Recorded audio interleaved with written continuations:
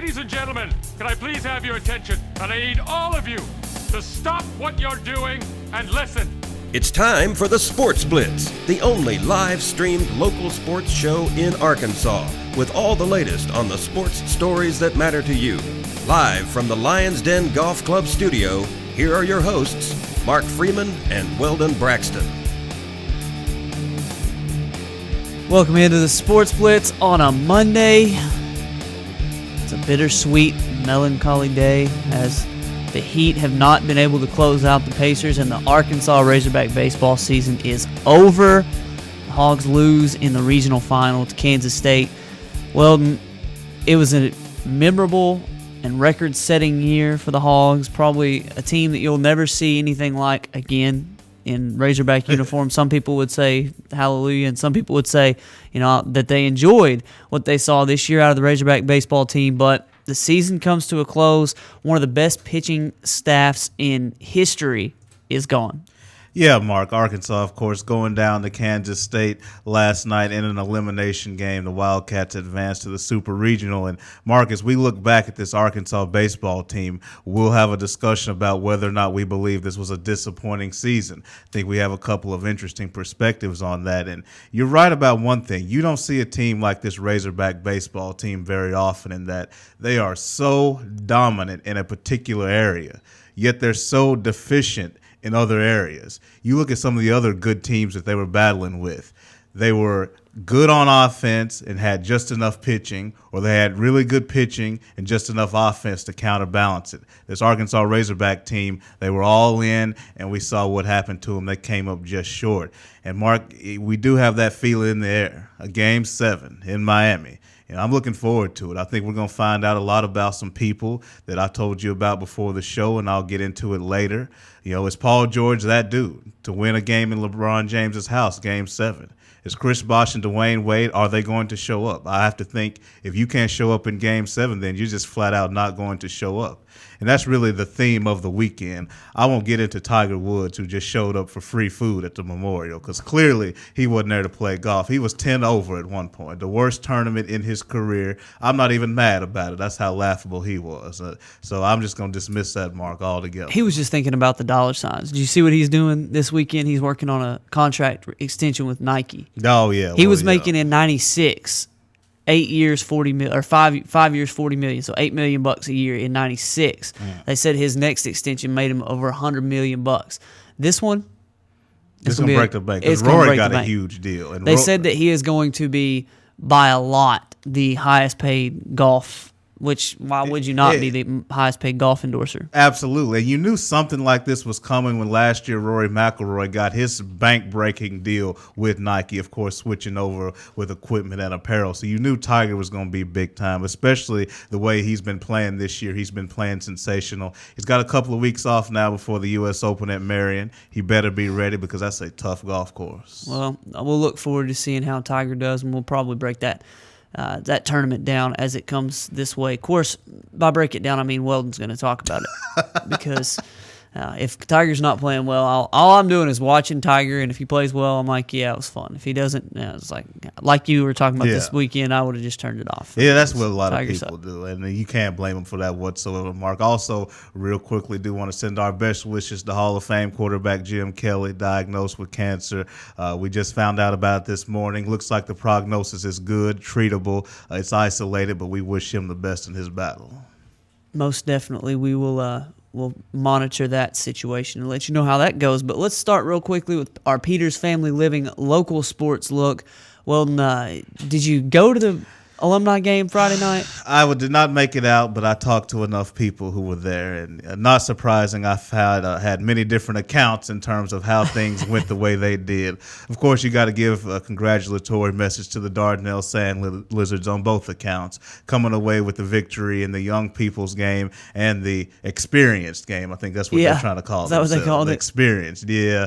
From what I understand, you look at the older game, Corliss Williamson was kind of out there shaking hands, kissing babies. derbies and not really throwing anybody's shot in the stands or anything. I think some of the coaches told him to take it easy, don't try to do too much on people. I don't know if that's just an excuse, but that's what they tell me. The young game, heard it was really competitive, but Dardanelle pulled it out in the end against the Russellville squad. But overall, Mark, it seems as though the weekend was a success. River Valley Reunion, a sort of a whole weekend campaign, had a barbecue event. Even though weather got in the way a little bit, they had a Boys and Girls Club meal as far as having dinner there and things. And it was good. I think overall it was a success. The Booster Club, Boys and Girls Club, I think everybody benefited. And from what I understand, they're looking to do some more of these. I know from the Dardanelle end of it, they're looking at some other towns to maybe try to get in for some alumni events. So more fun to come. Awesome. Well, I didn't hear a whole lot about it. I figured in the old experience game that if Corliss Williamson wanted to win, he's an NBA player, former NBA player. It doesn't matter that he's out of the league. He's a little older. He's Corliss Williamson. He's an all-timer. If he wanted to win, he'd win. And the fact when I heard Dardanelle won the older people's game, I was like, okay, they just didn't try. Yeah. But the younger people game, I thought Russellville would be, with the sheer numbers of players that they would have, I thought they would have an advantage. Although on the other side, on the Dardanelle side, Matt Haney and Kendall Pinckney, heard a lot about what Matt Haney had to do this weekend. And I don't know numbers-wise, statistically, how he did, but I asked somebody on Saturday morning, I said, did he get any dunks? I said, did Matt get a dunk? And he said, no. He had several. They said he just went crazy in this game, and I figured he and Kendall Pinckney took it a little more seriously. C.J. Chatton, Octavius May, some of those guys. And in the old guys' game, Dardanelle's Glacius May, who I have experience with, played against him growing up.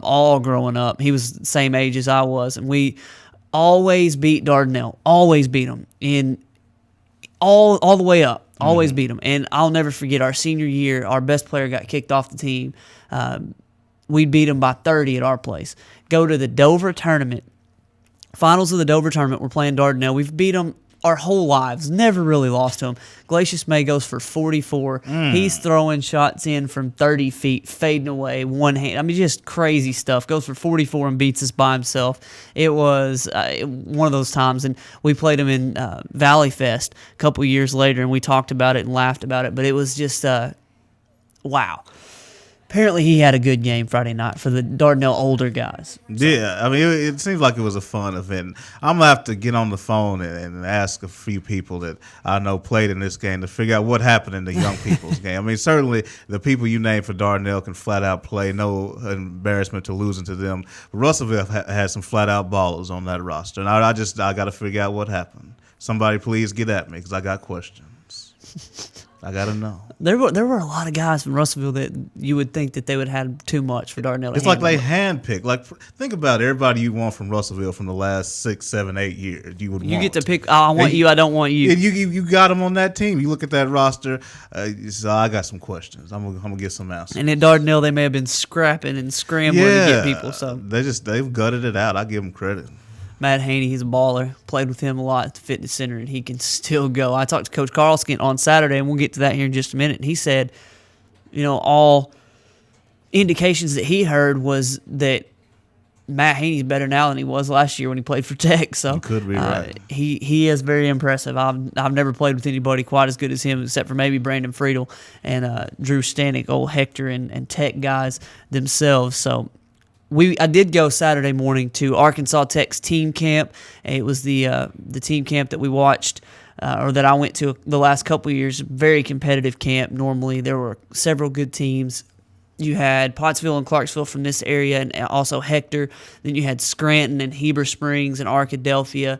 And it was a competitive day, kind of round robin. Everybody played everybody. They got to play JV and varsity as well. So they had a good time, and I got to watch the local teams. Hector, obviously, they struggled with the bigger teams, the bigger schools. Right. Lost to Pottsville, lost to Clarksville, but they were competitive with everybody, especially in the JV games. Their best player is a 9th grader moving up to play with the senior high as a sophomore. So they have their work cut out for them, but they were able to get work done and work in, and that's good for them. And Clarksville did not know this until Saturday, but Jaron Thompson tore his MCL earlier on in the maybe it was in the season or maybe it was right after, but they're not expecting him back till October. And I hope I didn't just spill the beans and hurt something, but tore his MCL. I was wondering where he was. He was not out there. That was the case. He tore his MCL. Good work, though, for guys like Bailey Patton, my boy from church. He's working really hard and playing very well for Clarksville inside. He's going to be, I guess, the bruising 5 this year. They're not going to have Devin Sims in there. Jaron, for a little while, is not going to be there. And who knows what he's going to look like when he comes back. He's the 4, the guy who'll slash and he'll play above the rim as much as he can, but Bailey's going to have to get the work done inside. Got to watch Kendrick and Freddie Lee. Both of those guys played pretty well. Freddie, guy's really, really good. He's working on the left hand a lot, and that's really good for him. And then the guy who I was most impressed with was probably the 8th grader who's moving up next year. He's kind of getting the Malik Monk treatment, how Malik played up after his 8th grade year. His name is Casey Benton, and he can play. I'm telling you, looking at him physically, he looks like a grown man. If you just covered up his face, because he's still got kid written all over his face. If you covered up his face, you'd think that with his physique, he is a grown man. He played very well. He shot the ball pretty well, and he's just able to get to the basket whenever he wants to. He played very well for Clarksville. I enjoyed watching him. Probably the best player, though, it was either down to him, Freddie Lee, or Michael Perry from Pottsville. Watched him play and heard in the first half against Clarksville that he just went crazy, and Clarksville was able to outlast him in the second half. Just too much depth for them.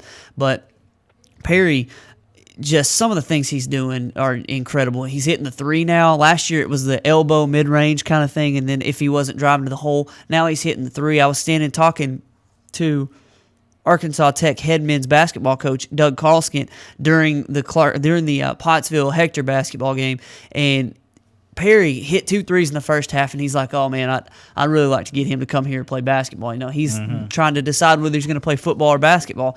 And then in the second half, Coach Carlskint was taken aback because Perry got a rebound, went down, and they beat him back, and he just pulled up and on transition on a 3 and just hit it. And he came back down the floor like nothing happened, and Coach goes, "I'm not sure we've got anybody on the team right now who can pull up in transition and hit a 3.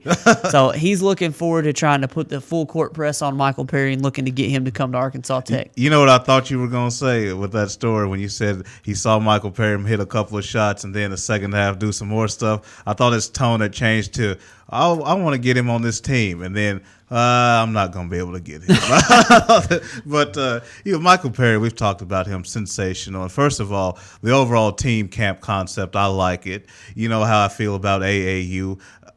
7, 8 times out of 10, it's not done right. Certainly, people like Ron Crawford do an exceptional job. Not talking about him, but for the most part, AAU is just for coddling athletes, and you just babysit them and let them run up and down the floor to showcase their talents. I like when they're in a high school basketball setting. Obviously, it's not a game. It doesn't have that type of intensity, but you're working with your head coach. You're working on the system, working on things you do. I always like when players are in that environment, and it's good to see guys like Michael and Pottsville, and then the Clarksville Panthers with the Lees out there getting their work in too. I hate to hear that about Jaron Thompson. I mean, he's an exceptional athlete. He can do a lot of things, but it's good to get this team camp work in. You got football 7-on-7 coming up, so some of these guys will be busy with that. It's just a busy time. Yeah, I was talking to Michael Perry. I took a couple notes here because, while I was there, I was going to do a little work rather than just watch some basketball. So, you can check for the photos later on, but talked to Freddie Lee, and he said he's looking at Oral Roberts. Obviously, that's where Dedrick is, but he's high on them. And Missouri State is another team that he likes. Perry talked about how he's got just numerous football offers, and people are wanting him to play slot receiver because that's where Rivals has him listed at. So slot receiver, cornerback, or athlete is where they have him listed. And then Tech basketball is intriguing him. He's getting a lot of push from both sides of his family. He's getting people who say, look, there are 11 people on the football field and only 5 on the basketball court. And he said, I'm not that way. I'm a competitive guy. I feel like if I'm on the basketball floor, I'm the best player on the basketball floor. So 1 of 5, it doesn't matter if I'm 1 of 5 or 1 of 11. I'm not sure about that logic anyway. No, it doesn't make, because he ain't playing offensive line, so there's 10 spots going right there. Or defensive line. I feel like Michael Perry's going to make a good decision. He's looking at a lot of different offers, a lot of opportunities. It'll be interesting to see when he decides to make his decision. If he goes and makes his decision after football, then he's probably going to play football. If he waits till after basketball, anything can happen. So it's going to be when he decides to put that number on the date on the calendar and say, this is when I'm going to make the decision and my choice where I'm going. He gives you the exclusive. And he definitely will. Thank you, Michael Perry, for giving me that exclusive ahead of time. We're going to preview Game 7 of the Eastern Conference Finals, Heat Pacers, tonight. We'll be back right after this with more.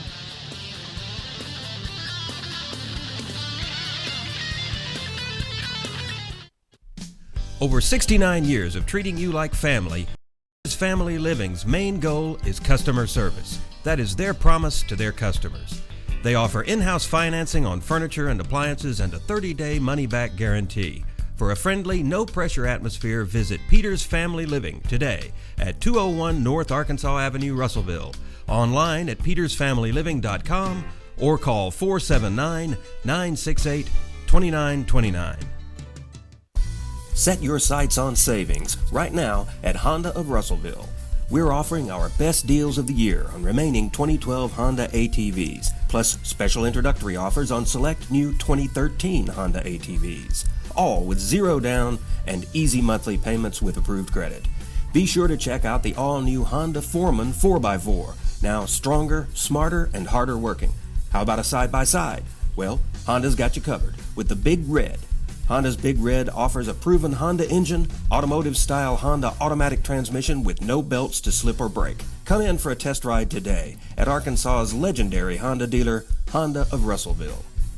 Today, there are more than 20 brands of cars being sold in America. So to be noticed, Ford and Cogswell Motors have to go further than anyone thought we could. How does Ford stand out above the crowd? Not just with plug-in vehicles like the new 2013 Ford Fusion Energy that gets a projected 100 miles per gallon equivalent, but also with a line of gas vehicles equipped with the innovative EcoBoost engines combining power and efficiency, plus a full measure of technologically advanced features. We invite you to stop into Cogswell Motors today. We go further than anyone thought we could, so that you can go further too.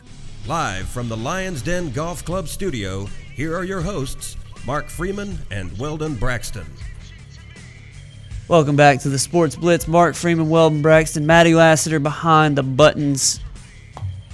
We've looked at the Dardanelle Russellville alumni basketball game and also team camp. We appreciate the time spent with the coaches and the players who gave us the time of day on Saturday to talk with us about where they're going and what they're doing in their future. Look forward to a good basketball season. I'm always up for basketball season. So it's coming to a close though.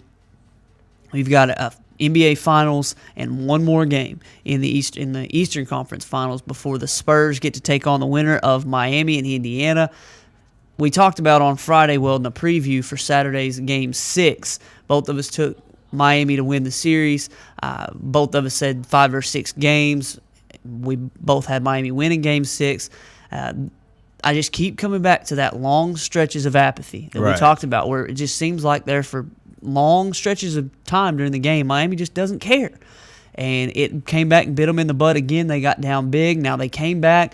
But when you have to expend that kind of energy to come back, it takes a toll on you, obviously. And then when you could have been closer if you had tried a little bit, just a little bit, for that 8-minute stretch. Exactly. You aren't down 15 points. You're down 5, 6, 7 points, and then you make that run and you're ahead. I don't understand why they do that, and it's I don't know. It seems arrogant to me that they would do something like that. But it came back and bit them in the butt. Have to give Indiana a whole lot of credit. They've played their style of basketball to a T.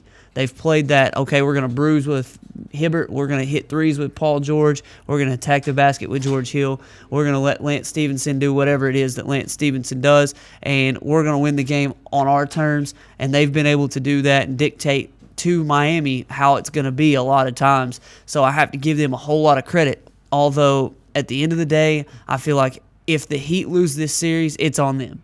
You've said it exactly right, Mark. And I'm going to get to the Indiana Pacers here in a minute, because I do think to an extent you have to give them credit. But at the same time, as you alluded to, Mark, This series is in Miami's hands. It's their destiny, and I think they control it. But, just stepping back for a second, you look at a Game 7, Mark, and Game 7s are special. Outside of my actual pick of the Miami Heat to win the NBA title, I have no rooting interest in this series whatsoever, and I'm excited to just sit back and enjoy it, because when you have a Game 7, you get to see the cream. The cream rises in a Game 7, because I look at Game 7s the way I look at last-second shots. It doesn't matter necessarily what your season stat line is or what your season percentage and averages are. Stats are for monitoring long periods of consistency. But like a last-second shot, a Game 7 is about intestinal fortitude. It's about what can you do with a small sample in a short situation. Do you have the manhood, I'll leave it at that, to get the job done. Don't Roy Hibbert us now. Yeah, I want Roy Hibbert, and we'll get into that too as well. So for me, Mark, in this game series, we're going to find out about a lot of people. Does Dwayne Wade have a gear left? I told you before the show, Dwayne Wade kind of played possum a little bit last year. He kind of got us. We threw dirt on him, and he came out and he played well. Does he have that gear left? You have to think if he has it, he's going to pull it out in Game 7. Is Chris Bosh anything outside of pitiful? He's going to show us if he is, because if he's anything beyond pitiful, we're going to see it tonight. I know you've been talking about how he's been due. You would think if it's going to happen, it's going to be in Game 7. Now, as far as the Indiana Pacers, I'm going to get to them for a second, and then I'm going to throw it back to you, because we're going to have a good discussion about this series, and we just are.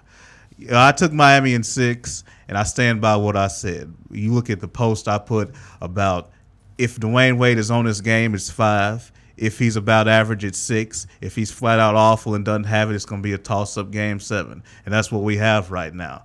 Again, I still say it's all about the Miami Heat. Everybody wants to talk about the physicality of the Pacers and how they're destroying them on the glass. Whether they destroy Miami on the glass or not, they've still lost games in this series in which they've out-rebounded Miami. So to me, that's not necessarily an X factor. That's just a part of the game. For me, it's all about what Miami does, their energy, their ability to play inside out, their intensity level. If they bring it to the table, they'll win it. I'm sorry, but I think Miami's best mark is 10 points better than Indiana's best. It's just whether or not we'll see it, and that's the question. Miami's best is more than 10 points better than nice. Indiana, because Miami's best is incredible. They can lock you down. They can score like crazy. But Indiana, I think we've seen Indiana's best a couple times this series. That's just my opinion. You got 3 guys in double figures rebounding, and Paul George with 8. Just listen to the stat line for Paul George: 28 points, 8 rebounds, 5 assists, and 3 steals. He hit 3 threes, and some of them were just incredible, deep, like way back there. Yeah, and then David West with 11 points and 14 rebounds, 4 assists. He started off terribly from the field. He was only 5 of 14, missed his first, I think, 7 or 8 shots, something like that. And then Roy Hibbert did it again, 24 and 11. I made the statement the other day that it sounded sacrilegious at the time, but he's going to get his. You're going to have to give him the Shaq treatment. He's going to get his 20 and 10, and you just don't let him beat you by himself. I saw so many times where the Heat just had a lapse in judgment, where they decided, okay, well, we're just going to let him run right down the middle of the lane. They're going to reverse it over here to the corner or to the wing, and then he's going to turn around and he's going to be right in the middle of the lane. Guys, that ain't going to work. You're going to have to A, front him, or B, make some concerted effort to put a body on him before he gets to the free throw line and divert him away from the middle of the paint. It's just simple. I know that it sounds awful, but it's simple that you do that. And you also, Maddie made the point that Paul George is hitting some of these threes. It's just like he's the one guy who can consistently hit the 3. Don't let him get that 3. Too many times you see Miami gamble for steals, and it does come back and bite them sometimes. Now they'd have 10 steals, but anyway, long story short, I feel like this is going to be a classic game. And like you said, and we I say classic game. We've talked about this before the show, and none of us expect it to be a nail-biter, 1 point with less than a minute left game one way or the other. We feel like it's going to be pretty well set. Right. That if Indiana has their way, they're going to go ahead and win by 10 or so. And Miami may make a comeback toward the end. If Miami has their way, they're going to run off and win this game. I feel like that's going to be the way the game's going. But today, We've asked our Honda of Russellville poll question, what do you expect to happen in tonight's Eastern Conference Finals, Game 7 between Miami and Indiana? Who wins? Corey Williams says Heat will win and LeBron will take over. I'll believe that until it doesn't happen. Nick McCaskill says Miami. He goes with the conspiracy theory. He says the total revenue over the course of several games, i.e. ratings, ticket sales, advertising, etc., is all higher for the NBA with the big market team and the best player in the game versus two small market teams.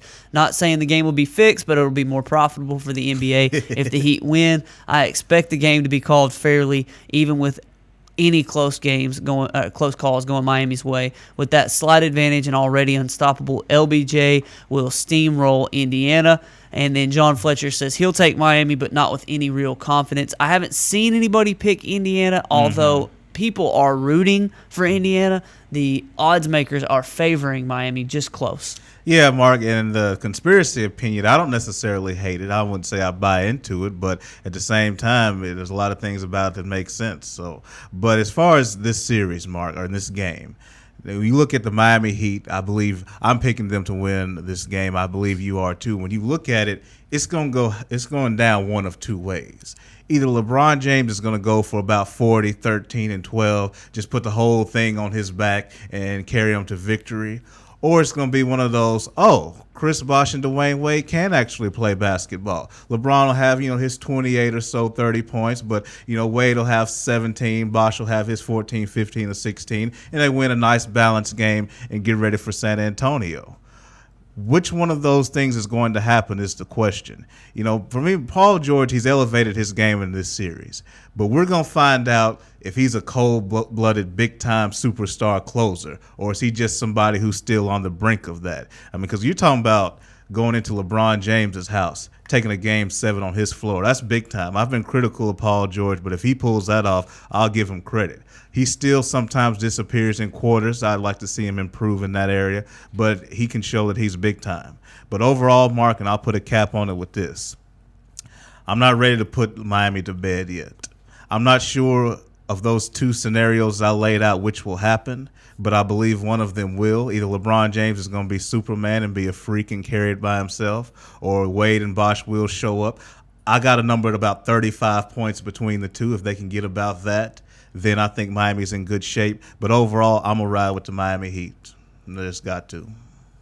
I have no choice but to ride with the Miami Heat. You've heard me talk so much trash about everybody else and how much I'm a LeBron guy. I have to go with the Heat, although I'll say this. If LeBron James has to do it all by himself and they lose the game, I won't be near as mad. Because 7 games into this series, and I've seen LeBron play well in pretty much all of them, he's done his job. And if nobody else can show up, if Dwayne Wade and Chris Bosh don't want to try at all, 16 points, 10 points, and 10 points in the last 3 games for Dwayne Wade, 7 points, 7 points, and 5 points for a $15 million a year player in Chris Bosh. If you're not going to show up any more than that, you deserve to lose.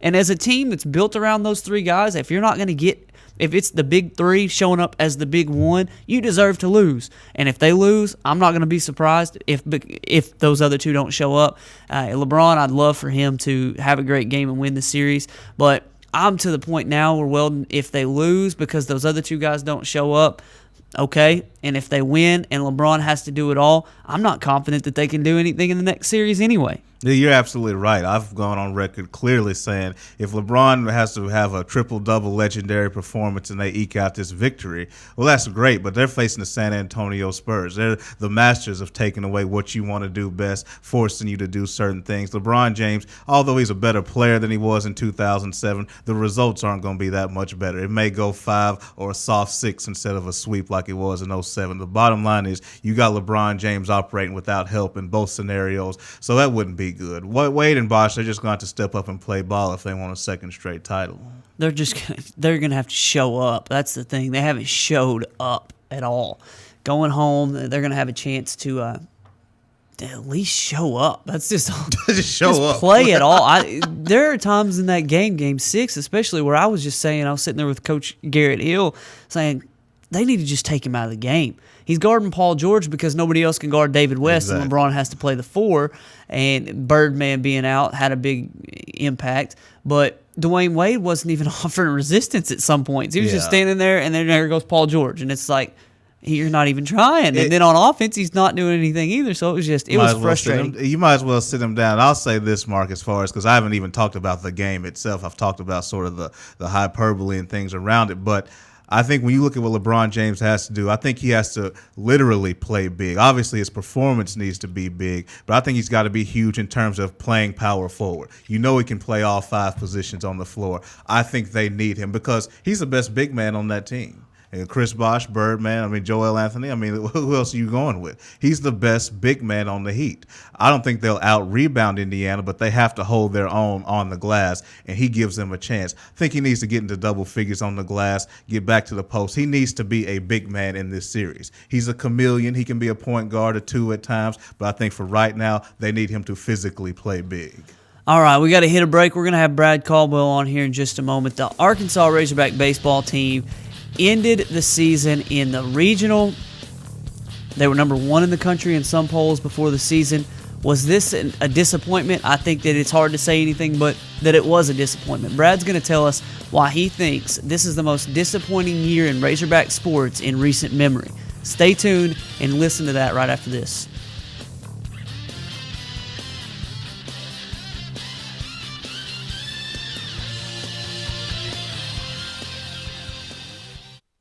RiverValleyLeader.com is the #1 local source for instant news in the River Valley, offering HD video and live streaming along with top-notch coverage of all the news and events around the area.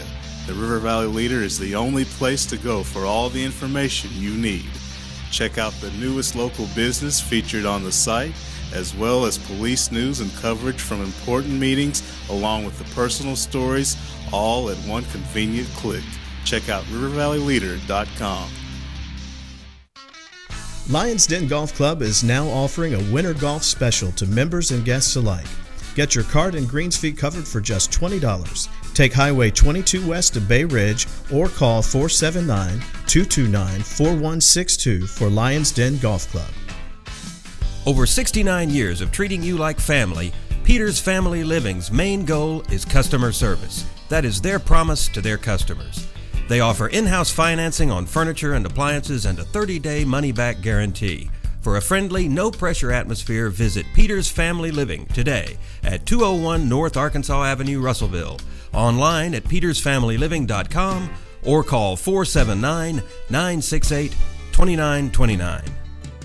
Today, there are more than 20 brands of cars being sold in America. So to be noticed, Ford and Cogswell Motors have to go further than anyone thought we could. How does Ford stand out above the crowd? Not just with plug-in vehicles like the new 2013 Ford Fusion Energy that gets a projected 100 miles per gallon equivalent, but also with a line of gas vehicles equipped with the innovative EcoBoost engines combining power and efficiency, plus a full measure of technologically advanced features. We invite you to stop into Cogswell Motors today. We go further than anyone thought we could, so that you can go further too.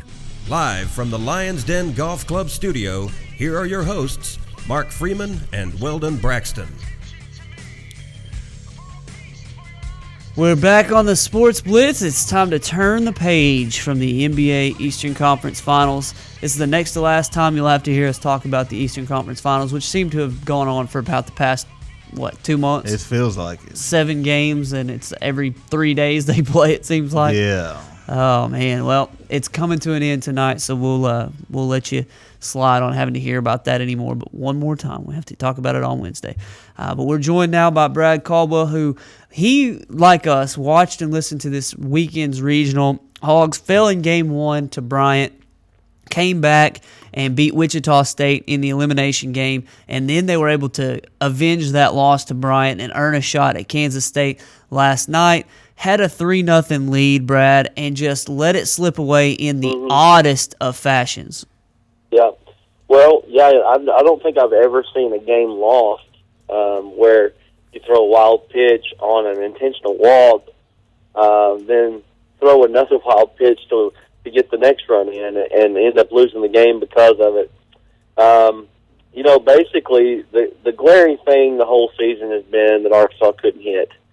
And, they showed some hitting, against Bryant, came out and scored 12 runs against Bryant, although I think some weak pitching probably had to do with that, and then, jumped all over Kansas State 3-0 in the first inning, but didn't score again. And excuse me, at one time, Kansas State had retired like 12, 13, 14 straight batters without Arkansas even getting on. I mean, that's almost 5 innings worth of nobody getting on base. And then, of course, in the 8th and 9th inning, Arkansas tried to scrap and claw.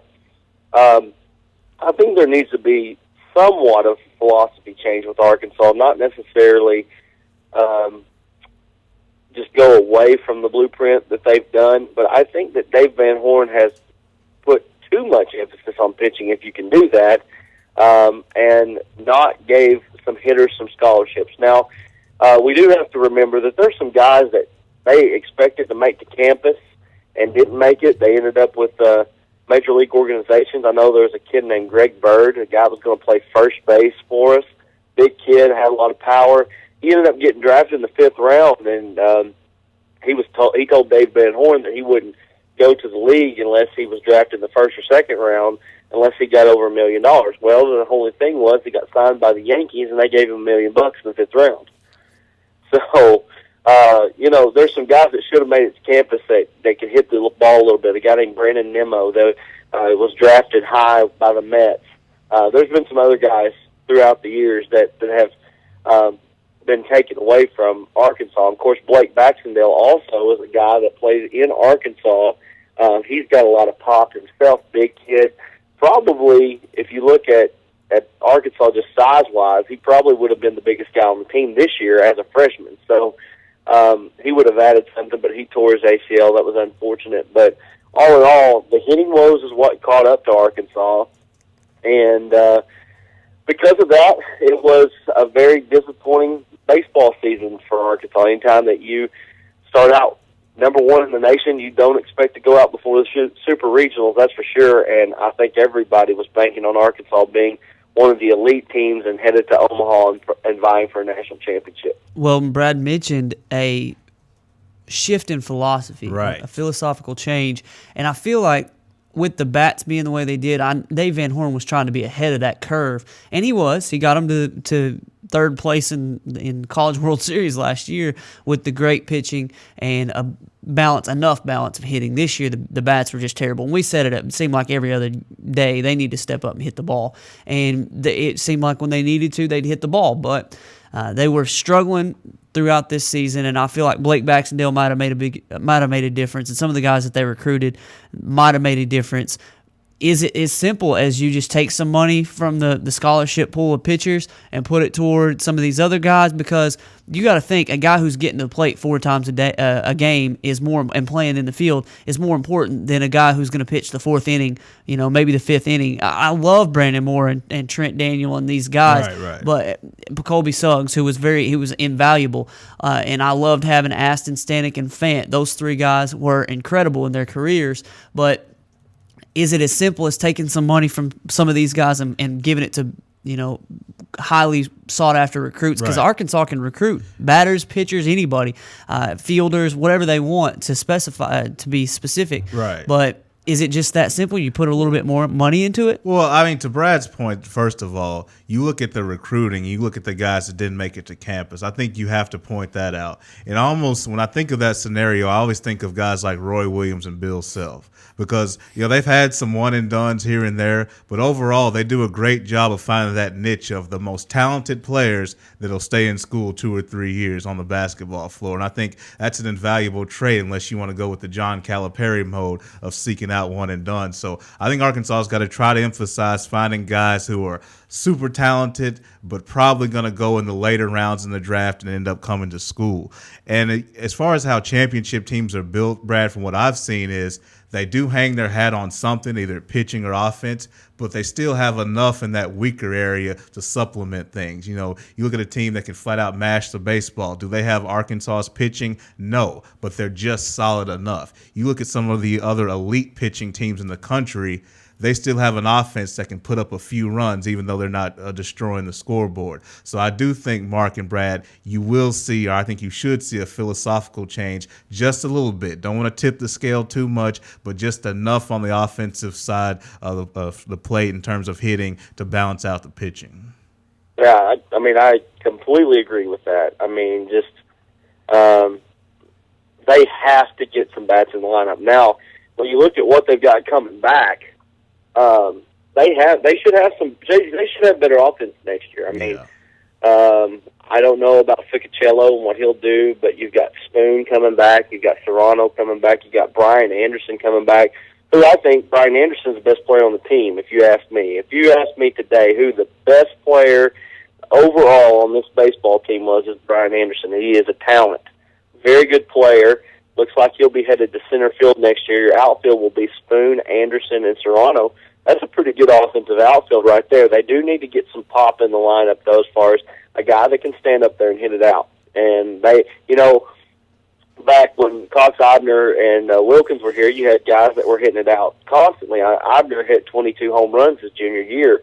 Of course, the bats have changed. There's no doubt about it, but they're still teams. Mississippi State had a guy on their team hitting 15, 16, 17 home runs in a year. There are other guys that do it. I think there was a kid from Florida a couple years ago. I think he's playing with Cleveland right now. He had 18 home runs, had 70 RBIs for Florida when they made the run for the national championship there. So there are guys out there that, even though, yes, the bats have changed, they can still hit the ball out. Arkansas needs to find a guy that can do that. Last year, Matt Reynolds was a guy that added some pop to the lineup, and we just were unable to replace him. He hit 8 home runs, I think, which in this day and age in college baseball is a pretty big deal. And so, you've got to be able to find that guy that can get up there and can give you some hope or hit the gap. And it just didn't seem like Arkansas could do that. Not only did they not get timely hits, but they didn't get extra base hits. And, this loss just basically capped off what is the most disappointing season in my memory as far as overall sports in the history that I know of in Arkansas sports history. Now, before we get to that point that you just made about the disappointment of this school year as far as all sports combined, do you think that I don't know if you guys have heard, if y'all heard anything about them changing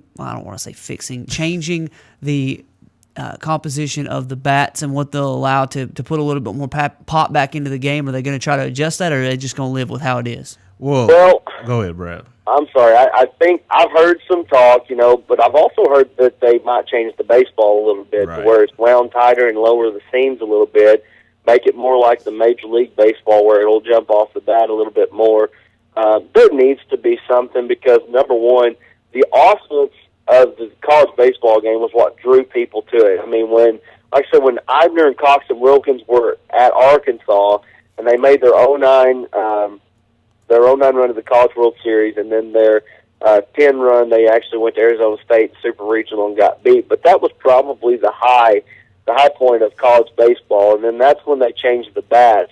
And you've seen even attendance. Arkansas's attendance has fell off somewhat. I mean, it's still good, and it's, compared to other teams, it's really good, but attendance across college baseball is down, and I don't know what TV viewer ratings are, but I would imagine that they're probably falling because number one, you're not as good. You've got guys out there that are not as good as Major League Baseball players. They're going to go out there and they're going to play an imperfect game, and then you put dead bats in their hands. I've heard that you can go out there and hit the ball further with a wooden bat than you can with these metal bats right now. So there needs to be something that happens. Yeah, and I think it's funny when you look at this evolution in terms of the bat changes and the overall equipment change, because one reason you saw this was you had people like ESPN and other TV people coming up to baseball saying, look, we can't have these 16 to 14 games lasting 5 hours. We just don't have the time slots for all that. You need to do something to get this under control. Now TV is coming back and saying, and fans are saying, look, we can't sit through this 2-1 stuff and having all these boring games. You need to do something to get the spice back into it. I'm no expert, Mark. I'm not sure if it's the ball or the bat. To me, the bat, it seems to be a little bit fair. Maybe you can make it a little more fair.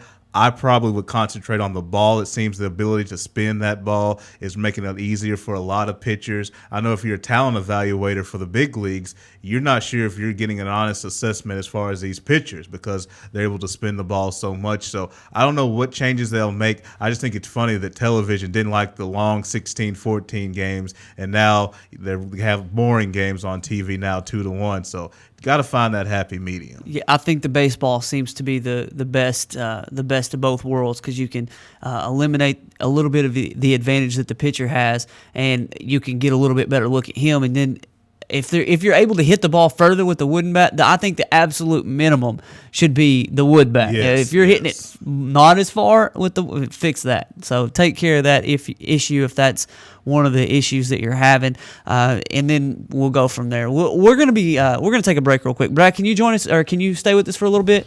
Sure. All right, we're gonna talk with Brad about his thought about this year being the most disappointing in Razorback sports history, at least recent memory, and he's got some good thoughts about that. So we'll be right back after this.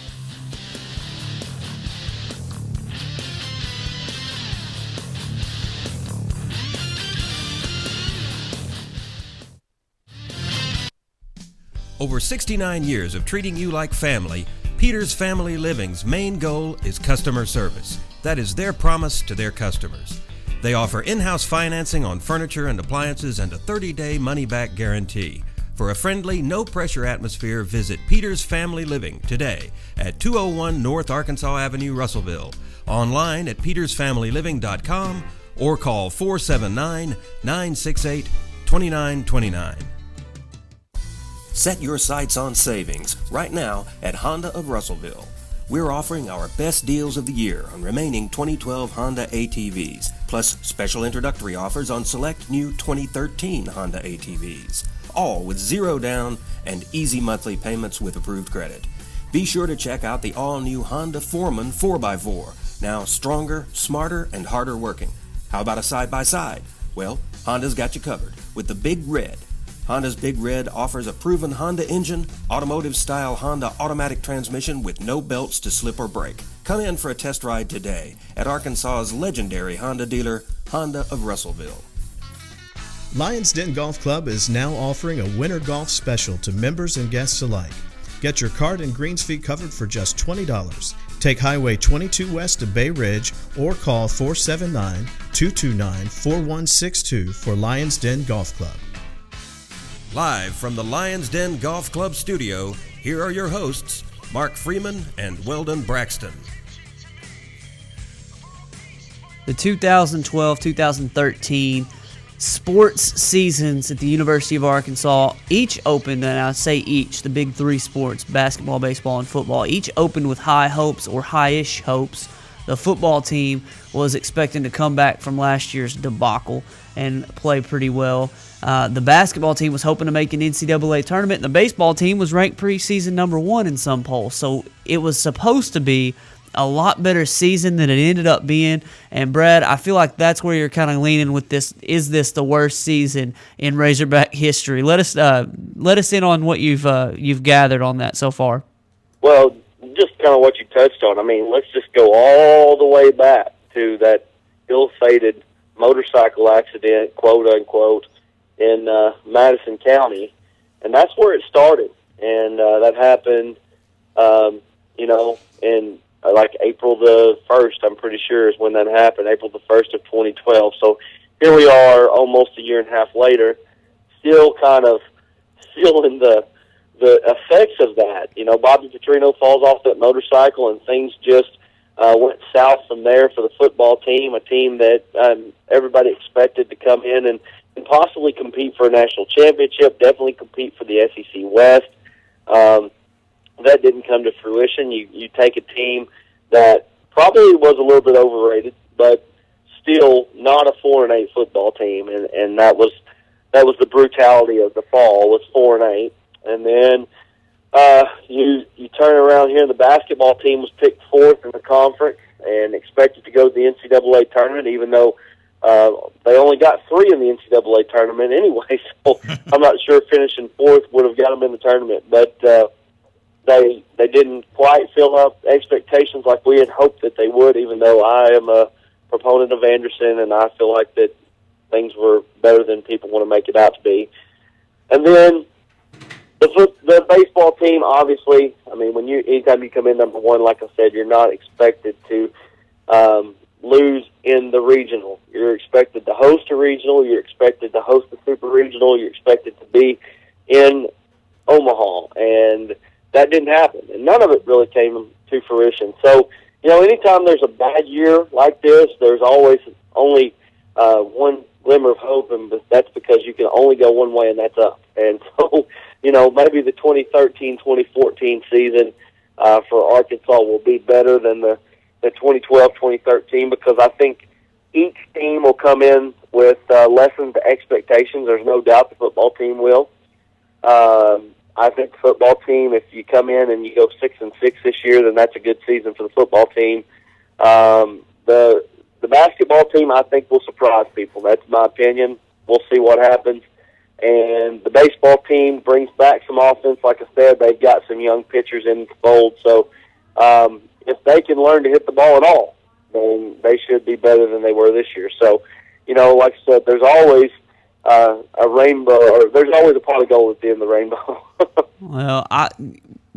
I feel like there may have been worse seasons in individual sports. Now, it's been a little while since the football team's been that bad. Right. And there have been basketball teams that have definitely been worse, and baseball teams also that have been worse. But as far as the expectations go, like he said, I feel like that's part of what causes the issues this season. And when you've got all those expectations, and when the teams just don't match up to them, don't meet up to them, it's disappointing. It was a disappointing year. There's no question. I mean, Brad, you laid it out. You have a 4-8 football team, and even you're right, probably overrated a little bit. Probably more like a 9-win team instead of that 10, 11-win team we hoped it would be. But still, nothing close to 4-8. And basketball, you thought Arkansas had a chance to compete for a bubble spot, and they were in the thick of it for the most part during the year, but at some point you realized they weren't a tournament team. For me, baseball is kind of interesting, and I don't disagree. For me, I guess I look at it a little bit differently.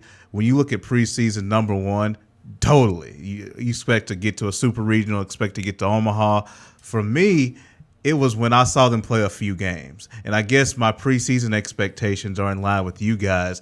But I quickly shifted them after I saw a few games. I said, Lord have mercy, if this team can just, maybe get a 2 or a 3 seed, I'll be happy. Because you thought you were going to see certain things defensively and on offense that you just didn't see. And so I guess for me, I lowered the bar a little bit. So by the time we get to this point in the season, I was a little bit more okay with Arkansas flaming out in a regional, as opposed to had they have lived up to those expectations throughout the year, then I would be a mad fan. But overall, it has been a disappointing year. I expect football to bounce back. Brad, I'm with you on basketball. I think they'll be a surprise team. And baseball, with guys like Serrano, Ficacello, I think he'll probably come back. Those guys should be better. It should be a good year next year. Well, Brad, I don't know if I'm necessarily with you on basketball. I'll have to see somebody be able to put it in the hole before I'll agree with that. But we'll see how that turns out. But the baseball, I just completely lost my point. I was thinking about the whole basketball point. Now, the baseball team, I struggled with the fact that the pitchers were so good, man. The best ERA in the nation, the best ERA, I think, in school history. One of the things that you'll never see again, likely, but it's, I'm kind of like with Weldon. We both said more than once, if they can't hit, they're not going very far. It stinks to see in the elimination game against Bryant that they just come out guns a-blazing, and then the first inning of the Kansas State game, they come out, hitting again, three runs right there in the beginning of the first inning. It was there's no other word to describe it but disappointing, Brad. Yeah, well, there's no doubt. There's no doubt about it. And baseball is made up of pitching and hitting. And I want to say this: the ERA thing was just a small bit misleading. I'm not saying that we weren't great pitchers, because we were, and we were the best staff in the nation overall. But one of the reasons the ERA was so low is because early in the season they were committing so many errors. There were a lot of unearned runs that crossed the plate. And so that's a tad bit misleading. I'm not saying that they didn't pitch well, because they did, but it just wasn't quite as good as everybody said it was. It was great. It probably still was the best. because they were by far and away the best. I mean, it was like 1-7-4 or something going in the SEC tournament, which is absolutely ridiculous. And at 1-7-4, a pitching staff like that, you should be able to hit enough. But Arkansas just wasn't able to do that. It's just unbelievable how bad the offense was this year. Just like I said, you score 3 runs in the first inning on a starter, on one of your better pitchers against Kansas State, and then you don't score again. You let guys come in that, I mean, who knows? I don't know much about Kansas State's pitching, but I mean, you let guys that are supposed to be lesser come in because they're not starters. I mean, your 3 best pitchers are supposed to be your starters in college baseball, basically, and they shut you down. 3 runs in 1 inning and then 0 for the rest of the game. I mean, it's just not good, and that's where things are going to have to change. Like we said, that's going to have to change to the baseball team. I think the football team has made the positive changes that they need to make. It's just going to be a matter of time now, before Arkansas is at least better. I don't know exactly what to expect with the Bielema era. I think that we will have some years where we will be up there. I'm not sure it will be a consistent thing. We'll see. Maybe he proves me completely wrong and he comes and wins huge. But I think that the day of 4-8 will not be here anymore. That's for sure. And the day of just major disappointments will not be here. And then with the basketball thing, I'm a big believer in Mike Anderson, and I think that I'm probably not one of the few, but one of the dwindling on the Mike Anderson bandwagon. And I still think that he's playing with one hand tied behind his back because of the whole no practice facility. Everybody else has one, and I mean, you're losing kids that were from Arkansas to other teams because of this now. So I think it's something that's important that Arkansas needs to get. But I think when you look at the overall makeup of this basketball team coming in next year, I look at one thing. This team is going to be a team, and sometimes Mike Anderson has proven with his system that if they play as a team, basically sharing the ball and not letting one person dominate, they end up being a better team than maybe a team that has like a B.J. Young who dominates the basketball and everybody kind of stands around and watches him play.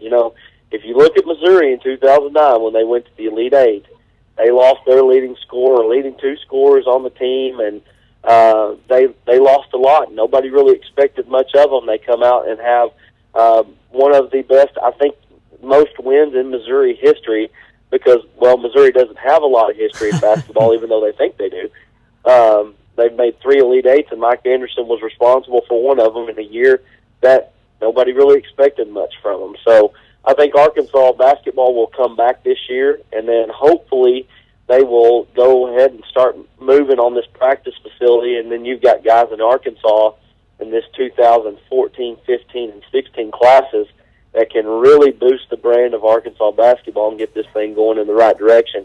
And I want to say one more thing before I get off here with you. You go through this every year when you have a season that's disappointing, but I've seen more Dave Van Horn bashers than I have ever seen in my life.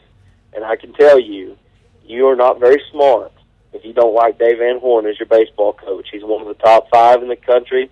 He's come into Arkansas. He's been here 12 years. We've been to 12 regionals. We've been to Lord knows how many super regionals. I think at least 5 super regionals.